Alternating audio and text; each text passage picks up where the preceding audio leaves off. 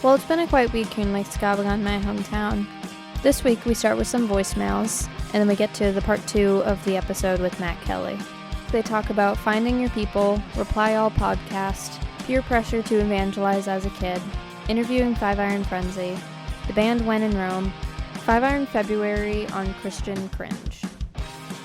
All right, we want to dig into some voicemails first? Let's do it. Sounds good. Hey, Squids, this is Tristan Taylor here. I'm a few episodes behind, doing my rounds, but I'm a little behind. No problem. I just finished the episode with Adam from Goaty Hook, which totally reminded me of the fact that Goaty Hook was actually part of my first, I'll say, real concert.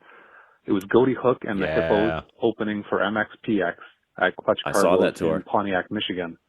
I think I was 12 at the time. It was 2000, so you can do the math. I'm a little on the younger side. Not that young. But anyways, it had quite the impact. So thank you for helping to bring back those memories. See ya. Awesome. Thank you, Tristan. Glad you were there. I saw them on that tour. Who was on that bill? It was MXPX, the Hippos, and Goaty Hook. Okay, the Hippos. Got it. Were the Hippos ska? Yeah, kinda. Okay.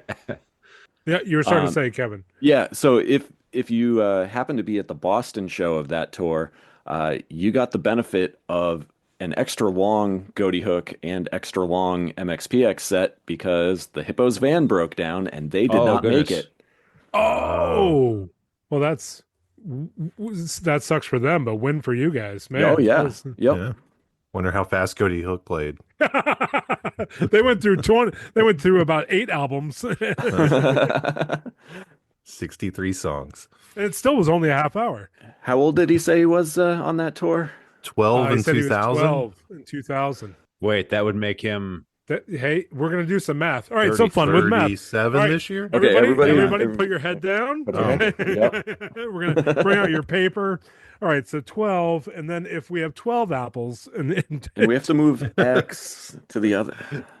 Nope, no math. All right, It's so a 12 junior minus 2000, Adirondack 19. chair when you're 12. That's about It's 8 true, it's a smaller Adirondack one. chairs at that point. That's awesome. So, the great year of 1988. How old were you? In 1988, I was 6. 9. I was 8. 7. Oh, Yay, fun with numbers. I'm just reminded of the fact that we're all different ages. It's a beautiful thing. We all seem so similar in other ways. Yeah. it was rather convenient of us to stair step it 1 year at a time, though. How about that? Stepping It's really stone. nice. Oh, bringing it back That's what we're around. about. I don't know why you have stepping stones on your brain, Brock. Do you have something to tell us? Are you leaving us? No reason. No Okay. reason. Just keep your ears peeled. Nose to the internet. You'll right. find out. Wait, do I do one of these? Yes. Because you are the All right. internet, Brock. Okay. Thank you. You're welcome.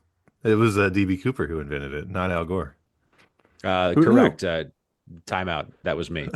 B.B. Cooper. I invented the internet. Time in.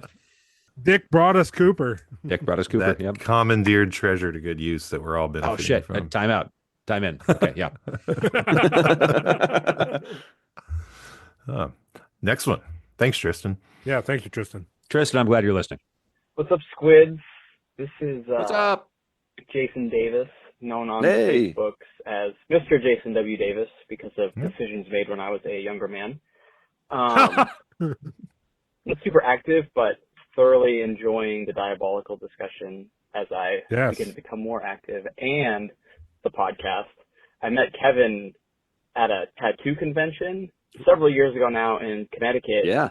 When the Pickle and Boot Shop was new and chatted for a bit, and that was super cool. I don't know if he remembers me. I feel like I'm not a very memorable person. No, I definitely do. But I've been enjoying the podcast. I didn't think I would. My initial reaction was, what on earth am I listening to? And now it's, what on earth am I listening to? But I laugh a lot more. So it's been great. Keep it going. I don't know. I feel like I have a million things I could ask to try to spark a conversation with y'all. But what music do you feel like you are 10 years too late to that you wish you had gotten into earlier? Because in the last year, I recently discovered modern baseball and thought, I wish I knew them when they were a band still. Any thoughts? Keep up the good work. I'm proud of you. and I'll probably call again and harass you all. Bye. Mr. Jason, Oh, also awesome. from the country of Oregon. I think he's going to be at the 5 Iron Show in Portland, if I'm not mistaken. Another resident Yeah. of another country. He knows a Gas thing or us two up. about beavers. Yeah. Sure, we all do. To one extent or another.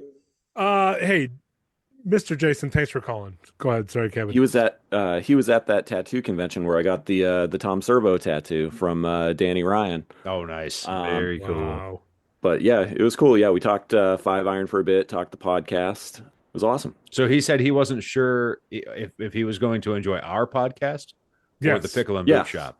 No, Or that's both. us. That's I think it all was about us. All right. But well, now there's Joe, we're you hear that? funny. Yeah, So now, what on earth am I listening to? But I'm laughing a lot. So that's right. Well, I appreciate that. That's probably one of the best compliments we've ever received. Yeah, Please write that on wherever you get your podcast with a 5 Get it star. tattooed on our That might- Yes. arms. I wasn't sure I was going to like it, but then I decided that I did. Hey, Mr. right. Mr. Jason. Yeah. Can we get your approval? Call back. We need that on a promo. If we could use your voice, thank you. Yeah. You just call back, give us permission, and then say it clearly so everyone can hear that it is in fact the case. We are funny. I mean, that was pretty clear to me. Yeah. Tell all your friends. Yeah. Oh man, but that's a great. What about his question. music question though? Right. That's a good question. So Wait. yeah. Yes. Mhm. Well, I was too excited that he liked our mumbo jumbo, but hey, yep. Same. Yeah, I've got one right off the bat. It wasn't like a significant amount of time later that I discovered him, but the Coog and I discovered this band Ruskaha, which is like a Russian ska band, and they are very good. They had an album that came out. We got all excited about it. Looked it up to see, hey, are they playing anywhere online? Only to find out they had broken up a week earlier. Oh, So because no. of the whole because of you guys. Russia. So thanks. Yep, exactly. No, they actually broke up because of the Russian invasion of the Ukraine. They said Wow. we can't support this, Yep. and we're It's admirable. part of our shtick is we're like We're very Russian culture Russian. and Yeah. So because of that, we cannot promote this anymore, and we're done. Wow. Wow, feeling very patriotic. Yeah. Yeah, so they broke up the day the album came out. Wow. If only they could have adopted a different national identity. Yeah. But Yeah. there's some awesome live videos of them playing, and man, they are fantastic. I think Yeah. you shared them with me right when we met, if I'm not mistaken. Yes. Yeah. Yeah. I was too old for Imagine Dragons when they came onto the scene, and I'm still too old. I'm even too older for Imagine Dragons now. I am far too old. Yeah, that's for sure. I mean, I think for me, I was a late. Caught that. Yeah, that was amazing. There's that What do you- Kirkland sparkling water. Original sound for musicians, gentlemen. I appreciate that because you're giving me a minute to think. I was late to the game on Keith Green. Oh, for real? Oh yeah. Yeah. Wait, and I I mean, mean, when were you born? Yeah, 81. Okay, so he was still alive Yeah, he was still alive. Yeah. I thankfully when you were born.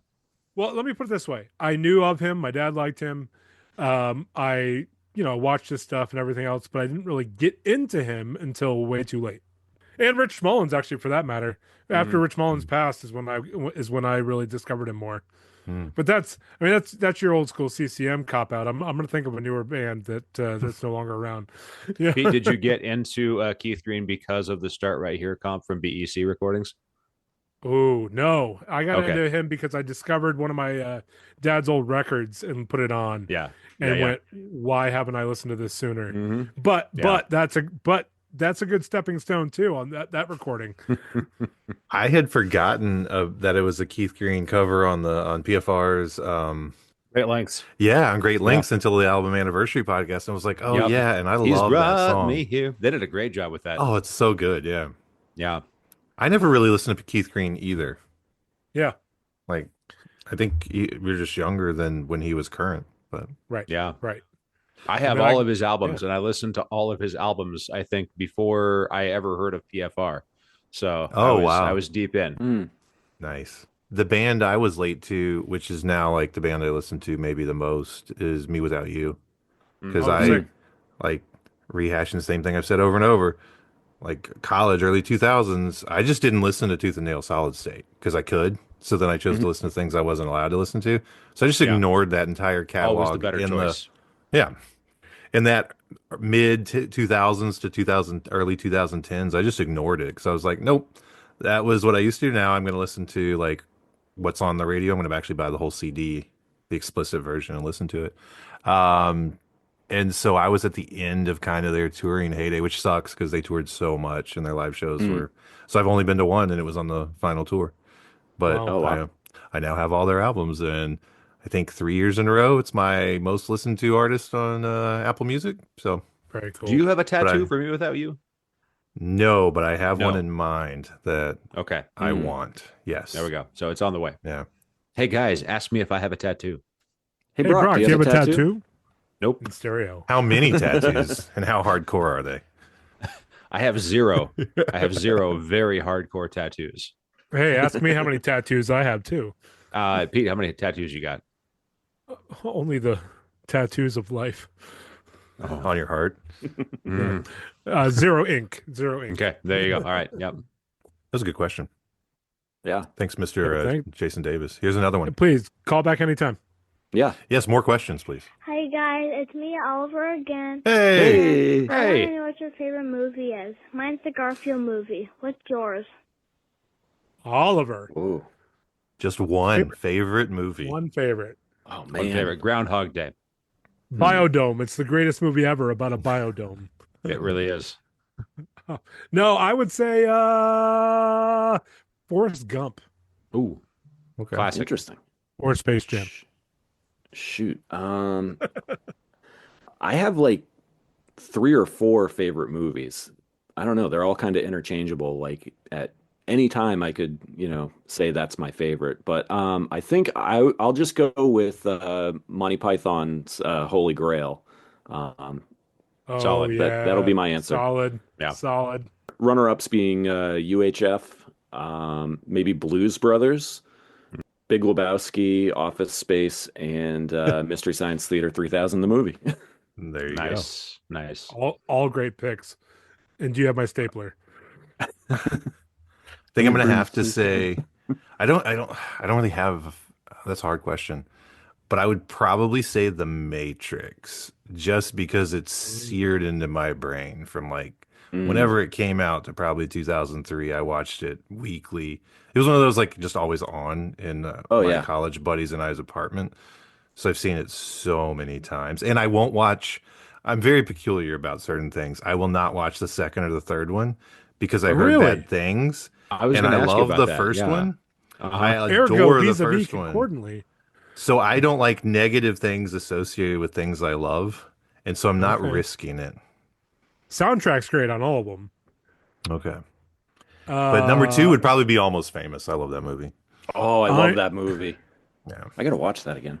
Well, now my quote won't make any sense to Almost Famous, but before I was going to say, I know Kung Fu. And for the last time, no, you don't. You have to change it up to I'm a golden god. I'm a That's golden, right. and I know Yes. Kung Fu. Great question, Oliver. Thank Oliver. you. And Garfield, good choice. Good choice. Yeah. Always appreciate you calling in, Oliver. Yeah, don't stop. I heard that on the Garfield movie. Apparently, Bill Murray signed on to that one because he thought it was a different Coen director. Like he thought it was the Coen brothers, but it was a completely different director with the name of Coen. So he was disappointed, perhaps, by what he eventually got, but he signed the contract before he knew. That makes a lot of sense, actually. Yeah, I thought he signed on because he liked lasagna, but all right, whatever. Bill Murray is the perfect Garfield voice, I think. Oh, Yeah. yes. Good choice. Hi, this is David Lodi, a Louisianian implant in Vancouver, British Columbia. Probably not soon to be in America's 51st state. I'm calling about 4 things. First, I recalled recently how sometimes a drummer forgets a rug and has to improvise with something like a car or doormat to keep the Yes. kick drum from sliding across the stage during a show. And I'm wondering what stories, performance related or otherwise, come to mind of you all improvising or witnessing someone else improvise due to missing or broken equipment. Ooh, For example, okay. I remember practicing with a guitarist who used a AA battery as a slide. Also, when I lived in a dorm, I misplaced my room key for about a week, and until I got it back, I used a bent coat hanger to flip the switch inside the door to access my room. Second, what's the story behind the Squid Line area code? 985 is a South Louisiana area code. Does A Pickle Home Companion have a Louisiana connection, or was this because 985 was available for a 28 squid number or something else? Third, All right. in That's where you episode go fishing for the squids. 25, Jeremy Allen Gould mentioned the Real Teen Cafe in Jacksonville. I enjoyed learning about this establishment because, in addition to being a classically Caribbean pronunciation of thing, ting is a Jamaican grapefruit soda popular in the Caribbean. And fourth, in episode 23, you mentioned Fred Penner's Place and Professor Iris. I was unfamiliar with these programs, but I am grateful how listening to your discussion taught me about Canadian culture. Thank you for that. We are Pete educational. also suggested using Fred Penner's theme song for your show's intro. So I created a theme song for A Pickle Home Companion, loosely no way. inspired by Fred Penner. I hope you Amazing. hate it. Welcome to A Pickle Home Companion. Holy crap. Conversation between newfound long lost friends. A podcast about another podcast. From two This is amazing. aging frontmen of ska bands. Do not worry, it's less strange than it sounds. It's a pickle home companion. Yes. Onward, pickle soldiers. Ooh. Oh, Thanks for the podcast. nice. Peace. Oh, Wow. David. Peace Oh my indeed. gosh. How Hello, about that? our neighbors Holy to the crap. north. Well Yeah. done. I don't feel like we deserve all of that, but it's very kind of you.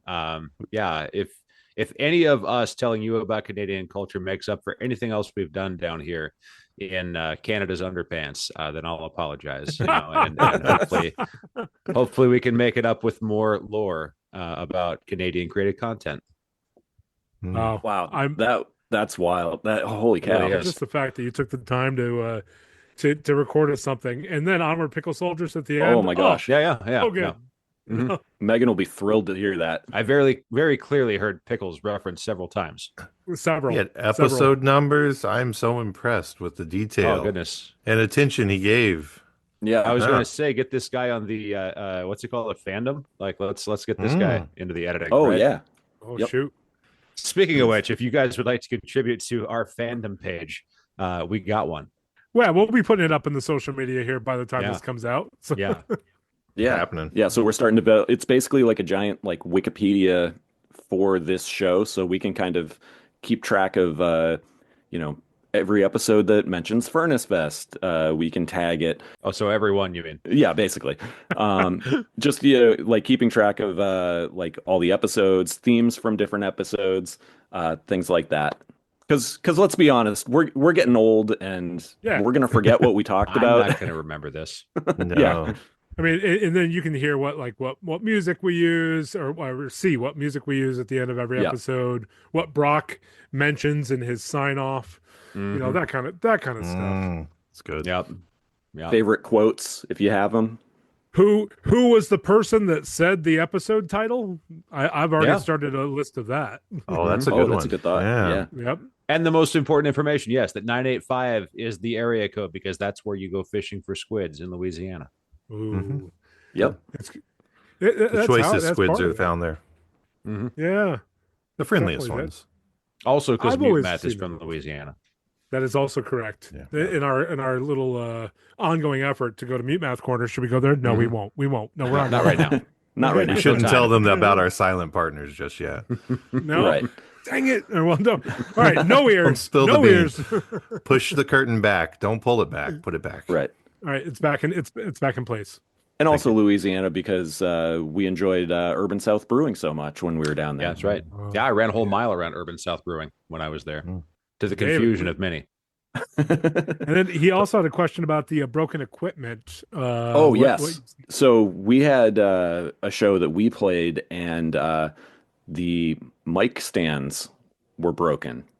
So what we ended up doing was taking the mic cord and looping it around something like up in the rafters. So the mic was basically dangling down in front of us, like picture, like old school like boxing or like wrestling where they lower the microphone down and they're like, and in this corner, like that. So the microphone's just hanging down from above us. And you're trying to sing, but obviously, every now and then you bump it, but now the microphone's swinging. So, Right. yep. Amazing. When I was in a band, I played guitar for 76, the band, all spelled out. And I had a pedal board. It was a meager pedal board, but like 5 different pedals. And I think I left them all behind one time, just like that was it, And the I played the show either with clean guitar or with Yeah. an overdrive channel on the amp, but I didn't get to switch between the two. So it was my least favorite show. That's not a very fun story, but that has happened to me. So in response to the voicemail, Those are really good voicemails today. Yeah. they were. Yes. Was that all of them? Were there more? That was all of them. That was fun. Oh man, I sure The hope text somebody else messages, calls maybe? 985-28 squid. Please soon. call it. Hey, no, to all of our voicemail people, I appreciate it so very much for you calling in. David, that was a great theme song. I look, Mr. Jason, appreciate it. Tristan, thank you so much. And of course, our ongoing guest, Oliver, we always appreciate your questions.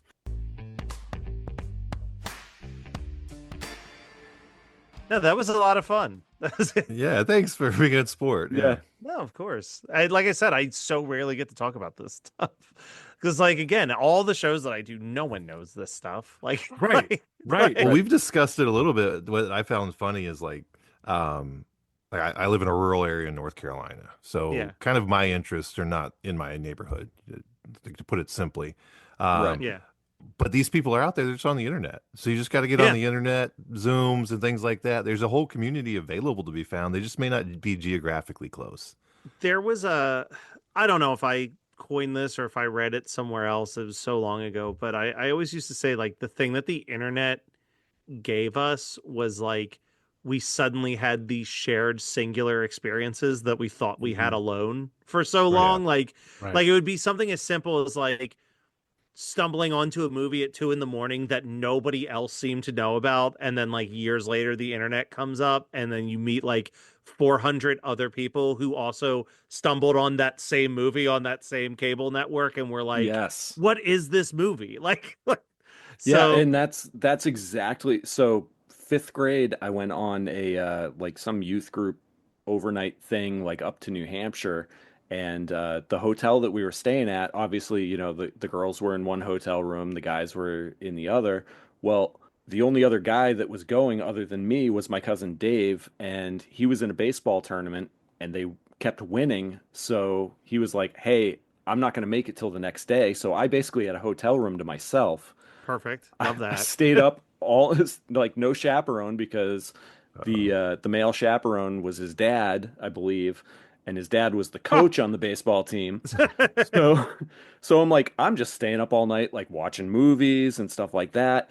And I happened to be flipping through channels, and I was like, oh, there's some cheesy black and white sci-fi movie, and I'm watching it, and I'm just thinking these like, as I'm watching this cheesy like movie, I have these jokes running through my head, like making fun of it. And then all of a sudden I realize there's voices on screen saying similar jokes to like what I'm thinking. And I'm Yeah. like, oh my gosh, like what the heck is this? Dude, everyone's discovery of Mystery Science Theater 3000 is exactly the same. You Yes. just stumbled on it late at night and was like, someone turned this into a TV show. This is brilliant. Yeah. And Like- so Exactly. this was like 5th grade, I think I'm pretty sure it was 5th grade. And I'm the next day I'm like trying to explain it to people, and they're just like, what are you talking about? Because we didn't have the Sci-Fi Channel, or actually at the time it was Comedy Central. Yeah, it was probably still called the Comedy Channel at that Yes. point. And Yeah. we didn't have that in our area. So like because we were in New Hampshire, that was a channel they had. And so nobody knew what I was talking about. And then I get to college and somebody made some comment about, like, oh, I was, like Mystery Science Theater. And I was just like, that's that show that I stumbled across. And of course, I had gone to like Suncoast and like found all the VHS tapes and stuff like Yeah. that. And then, yeah, so like exactly like, you think you're by yourself and then all of a sudden you get to like kind of this bigger pool of people that you can kind of, commune with or whatever. And it's like, now I've got all these friends in college and every night everybody's piling into my room to watch Mystery Science Theater. Right. Yeah. And then fast forward, we have Adam from Goaty Hook on, and the two of us have been talking Mystery Science Theater, for a while now. Yeah. We have him on, and our Squid Game with him was Mystery Science Theater related, and none of the other guys on this show knew what we were talking about. And but he I did.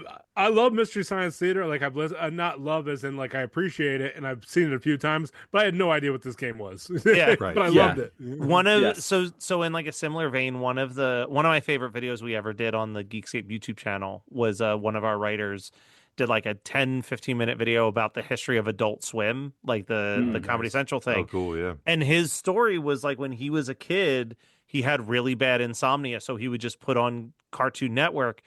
And I had no clue that this was actually a thing that they did. But way before they branded Adult Swim, they would just like at 1 or 2 in the morning would just like show a little weird show. They just like would drop like an Aqua Teen Hunger Force thing Right. that they were working on. Space like they were Ghost just kind Coast of to like Coast. Yeah. like they My were just Aqua kind of Teen like Blast. testing. Yeah, well, it was almost like they were like, let's even see if there's anyone watching that will see Yeah. this and notice it. Mhm. And he would like try to explain it to kids at school the next day and they wouldn't know what he was talking about. And he's like, it literally was like for a year, I thought I was losing my mind.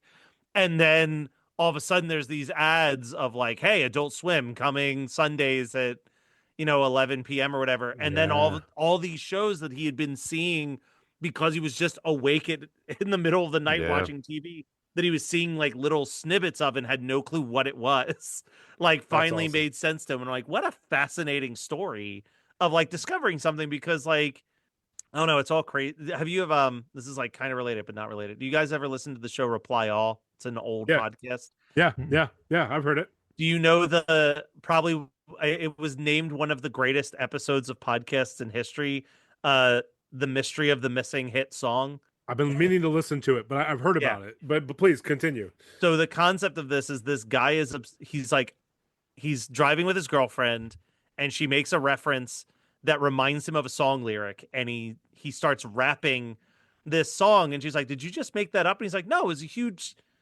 song in the 90s. And he's like, he knows like every part of this song, and then he starts trying to Google the lyrics and there's nothing.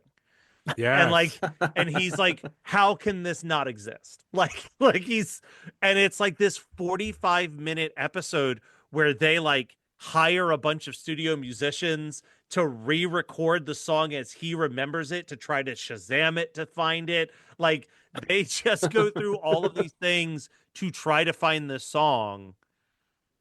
And I won't spoil it from there because you need to listen to it. But yeah, it is no, I like, definitely want to amazing. listen to it. it is yeah. a fascinating story, and it does not have an open-ended ending. Like you get conclusive info, but Yeah. like just the levels of like what they do to try to find this. But it was like the guy who hosts the show was like, the worst thing about what happened was that interviewing this guy so much about this song that he can't find, but it's a catchy song. So he's like, now I have this catchy song that I've never even heard stuck in my Yes. head secondhand, and no way to listen to it to get it out of my head.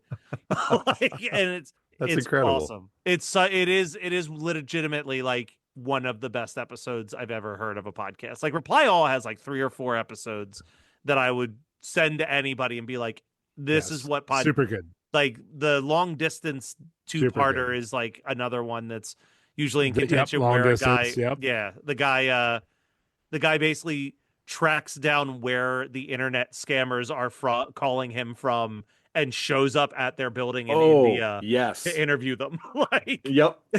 like So- it's Yes. They were they were the best. just for reference point for everyone. So it's episode the case of the missing hit is number 158. It's from March 5th of 2020. That's the first one we talked about. And then Long Distance is episode 102 from July 27th of 2017. Reply all. So yeah, I've been meaning to listen to that case of the missing hit, and it went out of my brain. I'm like, I'm gonna listen to this someday. So I'm glad you brought that back around because I've been wanting to listen to that for a while. And Alex Goldman, who did the Long Distance episode, is going to be a guest on One Hit Thunder this year. Oh, nice. Very cool. Yeah, Awesome. we got him coming on, and we actually just booked Tracy Bonham, who heard our episode. Wow. She heard our episode on Wow. Mother and contacted us and was like, "Oh my god, I want to do this." That's amazing. so Very good. cool. So before we started, Love it. One of my favorite songs of all time. Sorry, It's go ahead. great. Good song. It's great. Yeah. My son was, asking, like, oh, who are you recording with tonight? And, I was telling him and, like kind of showing him, telling him about Christian Cringe and the weird algorithm and One Hit Thunder. And he's like, oh, what songs have they like talked about? So he's scrolling through the whole episode list and saw the Mother one pop up and I was like, that album's really good. It's really good. It's so good. That album is so good. That song, And, The One, is really, really like that song should have been bigger. We shouldn't have had to talk about her on the podcast. Yes. Right. But But then scrolling through and I'm like, oh my gosh, there's an episode on Funk Dat. I have to listen to that. Do you guys know that song? I don't. Oh my gosh. Saget Funk Dat. It was Saget probably Funk most Dat. famous for being on Beavis and Butthead. Yes. Yeah. Okay. Question. I was a good Christian boy. I didn't watch Is it. it? But Is guys. Fuck that. Oh man. I was like, I have to listen to this episode. I mean, half that episode is just Chris and I yelling question at each other before we ask each other questions. I've told these guys about it, that all the things I was not allowed to listen to in my or watch or whatever consume in my youth, that I just never bothered to go back because it's like, what am I going to spend a dedicated chunk of my time to try to catch up on the pop culture that I missed? But on your one of the Christian Cringe, your host says something about not seeing Die Hard until I can't remember how old. I've still never seen Die Hard because it's like, at this point, but like Beavis and Butthead, I've never seen an episode. I've never seen an episode of The Simpsons to this day. Die Hard? Man. I missed the whole boat. I can't rewind the clock. Buddy, well, you can here's the rewind thing. on You can rewind a few of the Simpsons. There's clock. 30 freaking years of the Simpsons. You can I watch know, but it was one of them. ubiquitous when we were kids. Like Bart on a skateboard on a T-shirt was. I can't go put myself back into that.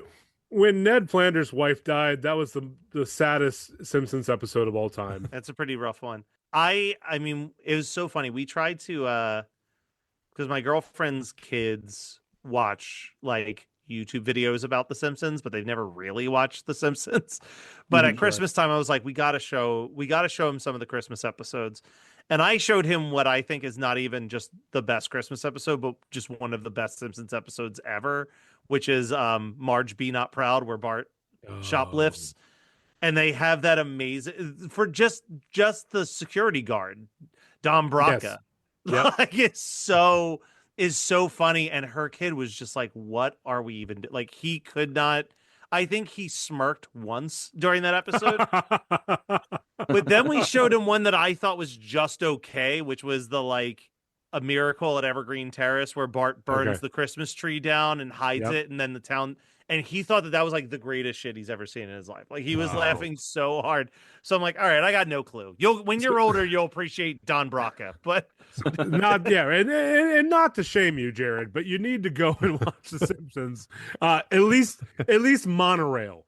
Yeah, you have to watch the Conan years at the very least. Conan O'Brien's writing on The Simpsons was like, there's like 3 or 4 seasons where there's not a bad episode to be found.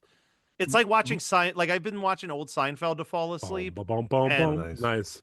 And it is just like there's like the famous episodes that everybody talks about. Right. But then like the episode after Festivus is a better episode than Festivus, and no one talks about it because that's the car dealership one where George has the Twix bar lineup to try to find who stole his candy bar from the vending machine. It's like so good. It's perfect, right? It's like this is the bad episodes are just as good as the best episodes of that show. Like the writing was tight across the board for 9 years.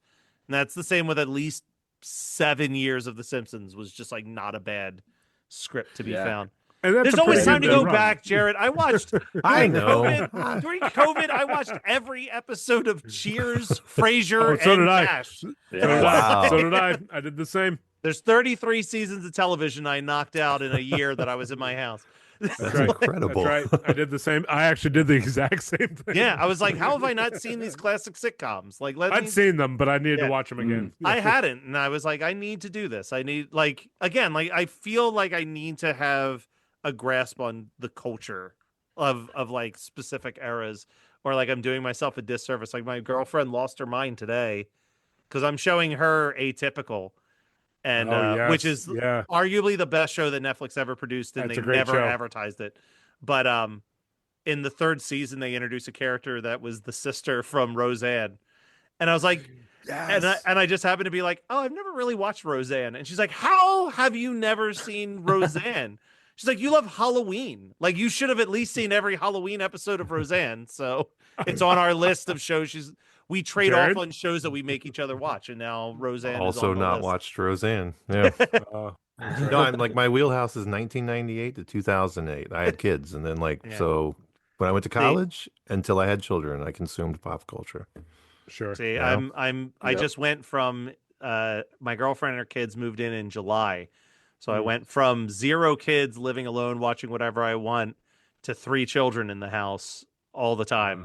And it's been a real change. It's a real change of pace. A 9-year-old, a 7-year-old, and a 2-year-old. Okay, so it's not Bluey. It's not. Well, no, it is Bluey. There's There's room for Bluey. Sir, Yeah. I was watching Bluey before those kids moved So in. was I, sir. I binged Bluey before I had any nieces or nephews. So yeah. And I cried quite a bit. I haven't seen the crying episode yet. I still have not brought myself to watch the most recent with the you're supposed to cry at. But there's a couple that made me cry. But it doesn't take a lot to cry. A cold wind will get the tears pumping out of me. I'm a perfect 8 for 8 on your cringe scale, Christian cringe scale. Yeah, I'm love our Christian homeschooled cringe scale. pastor's kid, so I'm like all the way in. I think I'm going to change it every year. I think at the start of each year, I'll get a new collection of 10 questions. Like, we didn't do it for that Exodus episode. I'm like, the man was born and raised Jewish. I'm not going to waste time going through 10 questions that mean nothing to him. Yeah. I think I'm 7 for 8, maybe either 6 or 7 for 8. I think I'm about 9. I was on a missions trip texting Katie to be like, we need to come up with 10 questions to ask every guest to find out how cringy they are. Oh, Yes. And she was the one that I had, I think I came up with 6 of them. The one that she came up with was have you asked somebody how their relationship with Jesus is today? And I was like, I never did. How's your walk, bro? How's your walk? Yeah. How's your walk, bro? Hey, talk to How's your Jesus quiet lately? times How's your going? walk? Yeah, that's my one definite no. Yeah, I never did that. It is so funny because, as a youth leader, I feel like I'm trying really hard to, not make the kids evangelistic. I just want them to be like, hey, man, it's okay to be spiritual. It's okay to, be there and feel these things. But, you also, probably shouldn't be a douchebag about it. Right. And, the one kid came back to, do a devotion for our, winter season kickoff. And her devotion was about how she's because she goes to college near DC, how she's been taking the train to DC to just walk around and hand out pamphlets. And in my heart, I was just like, have I taught you nothing? What was I doing the last 4 years that I was your youth leader? This is what you're doing. They're not folded up fake money, right? They're not that. Yeah, no. Oh my God. The folded up fake money is real. No, she has a little book that's a helper's guide to reading the Bible. And I'm like, please don't bother people that are just trying to look at the Lincoln Monument. What are you doing? That's the weird peer pressure of growing up this way, though, where you're like, oh, I know my buddy's gonna ask me, so I got to come up with something about what am. I had one friend who's his specific question was what has God been teaching you today? I don't want to hear about last week. Today, so you're like, man, I gotta have an answer especially if it was a youth leader at church. How's your walk? Oh, I gotta pull something out of this. I don't want to be the guy that says I'm not growing. That'd be terrible. 1 foot in front saying of the guy other? doesn't go to the gym. Yeah. I just remember the moment that I realized that I was, well, I had a couple moments where I was like, I don't know if this is for me, because I was like all in, like I was all in a big way. And the one I look back now and I'm like, that should have been my first sign was I remember the night after I lost my virginity, waking up at like 5:30 in the morning to call my youth pastor to talk to him about it and what I should do. And I was like, for most kids, that's a time of celebration. And for me, it was a crippling guilt and anxiety that followed me for 5 years. Like, I was like, so like as a youth leader now, I'm like, I'm never hammering anything about purity to anybody ever. Like I just will not do lessons on it. I'm not going to do that. But definitely my big final straw was when we got a new pastor who was a good old Southern Baptist pastor who personally called me to tell me that I was a heretic. And I was like, all right, well, I think I'm done. Don't want your sex phone now. Yeah. There you go. It literally was, and I was like, I was all out until very recently. The pastor at the church that I work at now, like, gave me a bunch of Rob Bell books, and I was like, oh, this guy's speaking my language. Like, this guy gets it. Like, I was like, okay. And then that's kind of, I've been on this weird, like, I've said it on the show, like, I don't know what I believe. I think that there's something out there. I try to be a good person. I feel like that's enough. Sure. Not gonna sit and do like I get invited to Bible studies and stuff all the time. Like I done studied it. Like I got it. The cringiest thing to me is like where I'm at in my life right now. It's 44-year-old man, just whatever. Is walking into a coffee shop early in the morning and half the place is taken up with the men's Bible study group. I'm like, guys, do you have to do that? Like I walked into a coffee shop last week and they were finishing their prayer and there's like the big loud amen and the group amen. I was just like, not here. Like quit ruining the coffee shop. I don't care that you're having a Bible study, but don't ruin the coffee shop for everybody else. The one thing that has stuck with me since I was a kid, and I do truly love the youth pastors that I had as a kid. I think I lucked out with some of the best in the world. But the thing that they used to hammer into me all the time was spread the word of God all the time, but only use words if necessary. And I was like, that is, and it's like, I try to hammer that into the kids now. It's like, you don't have to be the weird kid that no one wants to talk to because you don't shut up about this stuff. Right. Like, be the person who's making the right decisions. When you're seeing someone being bullied, you stand up for them. When you and you're making those moral decisions, and then when they put two and two together, that not only are you making the moral decisions, but you're also one of those kids who goes to church every Sunday and is part of a youth group, they can draw their own decisions. Like, let people find you. Don't force yourself on other people. Like, that's that to me is like where that line is. I don't know. It's just, it's all weird. It's very, my walk has been so strange. I remember listening to a podcast very recently where they were talking to a rabbi and they were asking him like what God is. And I guess he said something where he was like, he's like, he goes, I feel like everyone of the Christian faith, when they think of God, they're imagining a giant guy with a beard sitting on a throne in a cloud, like staring down. He's like, in the Jewish faith, like God is, what do you describe it as? God is the unspoken thing that joins us all together in nature. He goes, so like people find their most spiritual moments when they're like surfing and they're just one with the water, or if they're like meditating in the grass, like that unspoken thing in the ether that feels like you're connected to nature and connected to the other people around you. Like, that's God. And I was like, oh, I love that. Like that's something I can understand, because like the few times I have quote unquote felt God, it was never in a church. It was like, it was in like those moments of just like peacefully walking through nature and just feeling a calmness. Like it's those moments. I was like, okay. So it's like finding those weird moments to be like, all right, this is the stuff I feel okay having to do a lesson tied to, and then other times just like avoiding lesson week as like the plague. Being like, oh, I'm sick. Can someone trade with me? Yeah. Well, and for me, it was at a 5-Iron Frenzy show, right? I was just about to say, like, I at least for all of us, seeing Five Iron at Furnace Fest, just that moment when they were doing Every New Day. I mean, somebody posted in the Furnace Fest community, hey, I'm really kind of I don't know what I believe anymore. Yep. But that moment where the whole crowd is just singing along, and like the band and the audience, it's just like everybody's there in that moment. That was the moment I kind of felt like maybe I can still believe what I used to believe. Yeah. It's funny the way that I even became friendly with anybody in Five Iron that like eventually led to me producing. I produced Jeff the Girl's podcast. Whenever she does a podcast, I'm the producer Cool. behind the scenes cool. on it.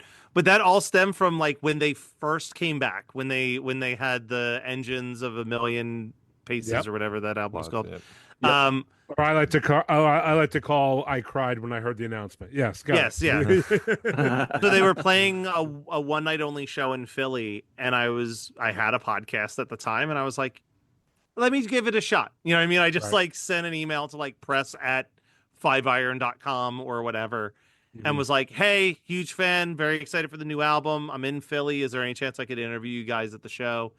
And they got me like, backstage passes or whatever. And I showed up, and I was supposed to interview, I think it was supposed to be Dennis and like one other person, but they were running behind, and I was just like awkwardly standing in this venue, like, and then out of nowhere, Andrew, the drummer, was like, I'll do the interview, and like Awesome.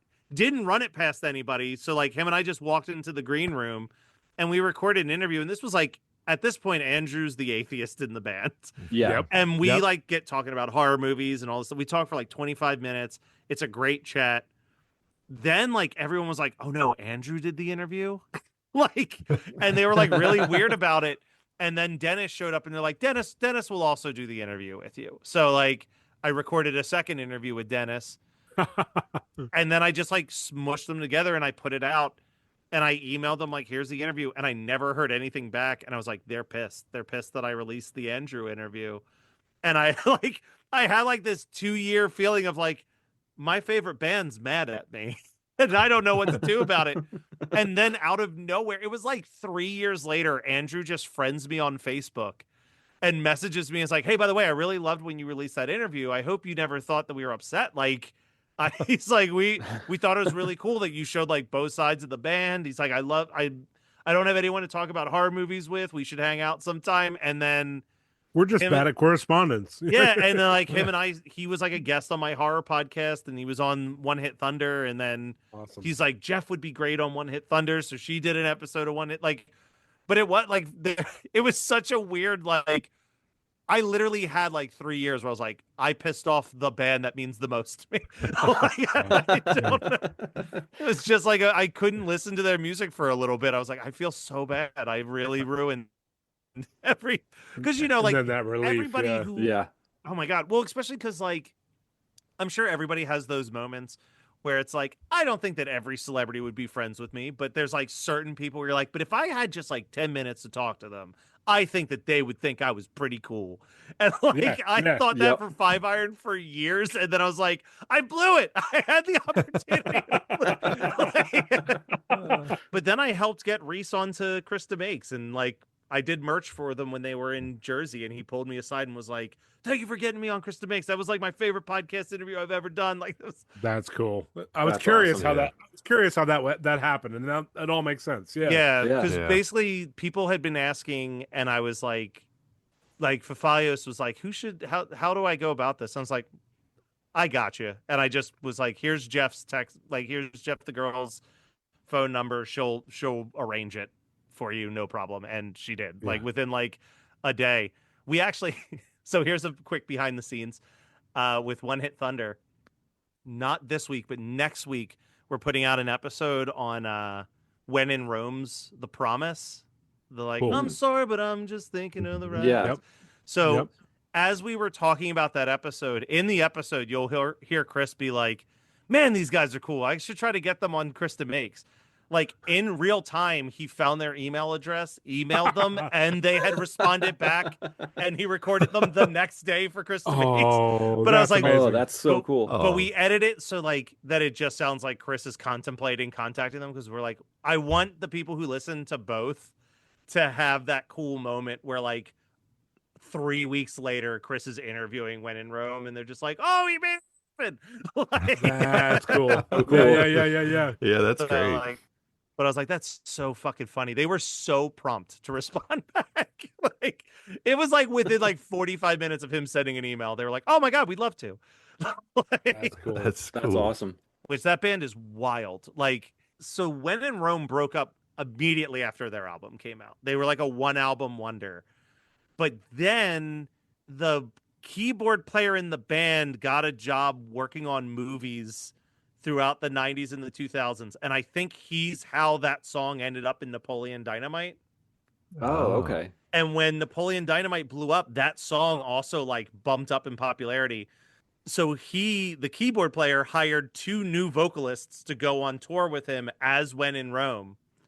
And then when the 2 actual guys who are the singers for When in Rome tried to tour as When in Rome, he immediately trademarked the name When in Rome and sued them for stealing his trademark name. So now those 2 guys can only tour under their US touring name is like Andrew and Frank, formerly of the band When in Rome, is like That's their amazing. official US touring name. Probably isn't working out nearly as well as the artist formerly known as Prince. Like, it was No, fine for but- him, But then like that was maybe our a barrier joke. for them. Our joke was like, let's be honest, if you're gonna see When in Rome, you want to see the 2 dudes who sing the song, not the guy who played the keys. Like, Right. Hey, that and, like, guitar, man. yeah, and his Yeah. new singer, I thought this was really funny. The new guy who sings for When in Rome is the guitarist for Enough's Enough. Is Huh. so I'm like, all right, cool, whatever. None of this matters. So what we do want to ask you about your run of shows in February for 5 Iron Frenzy month, since it Yeah. ties into our podcasting. So I don't. Oh yeah. What I want to happen is I'd love Yeah. to have every member of the band Okay. on the show at some point in the run of the show.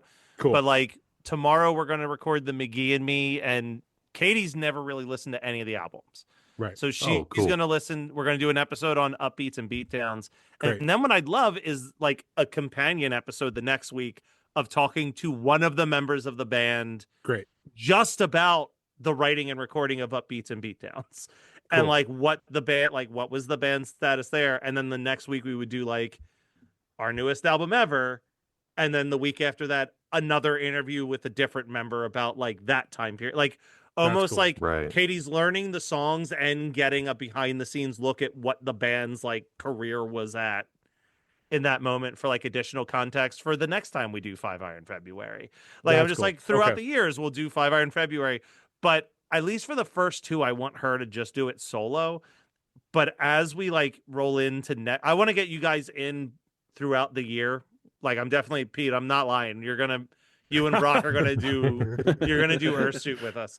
But like Yeah. I'll get Kevin in, I'll get all of you guys in, and then when we do next year's 5 Iron February where she's got a little bit more context with it, Yeah. I'd love to have like 2 of you on for Quantity is Job 1 and 2 of you on for like Proof that the Youth are Exploding, or I don't know if we're going to do that or just go right into all the hype. I haven't decided that part yet, but like I'd love to, by the time we do it for the next year, have like people who are also super fans to be like, all right, That's so cool. when this album dropped, Yeah. this is what that album meant to us. Like, And more of the reason why I asked was because we love to, kind of promote it as you put it out there. So our listener, our fan base that knows it by, Joe and Reese can Yeah. go and listen to yours. Not so much. I love to be on the Earthsuit. No, we're gonna get you. I'm all for there. But what I'm saying is like, as far as like, we just want to make sure that like we can do everything we can so people go listen to Christian Cringe for the 5 Iron episodes. much appreciated. No, for sure. I Absolutely. love that.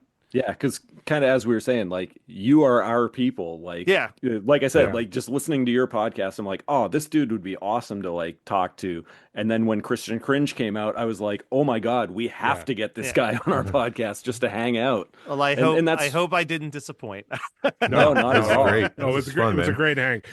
Well, definitely let you go, but I just wanted to like let you know that we'd love to, promote Plug your and stuff, kind of do what we can to plug you and get people listening to that for at least for February, and then Yeah. of course the back catalog too.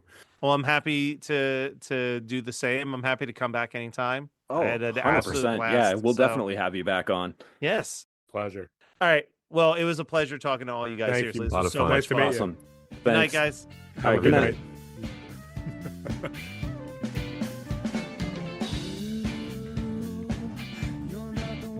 All right. Well, I'm going to go to sleep. I'm sure the rest of you will do the same. Because we're all East Coast Yes. boys near East Coast. midnight. Yeah, right. somehow Brock manages to get out early, like Yeah, every but time. West And, Coaster? like, Like- yeah, It's because he has two young kids. So we're on the reverse well, side I where, had three. where, But where your young ones are going to be waking up. Yeah. yeah, whatever. So,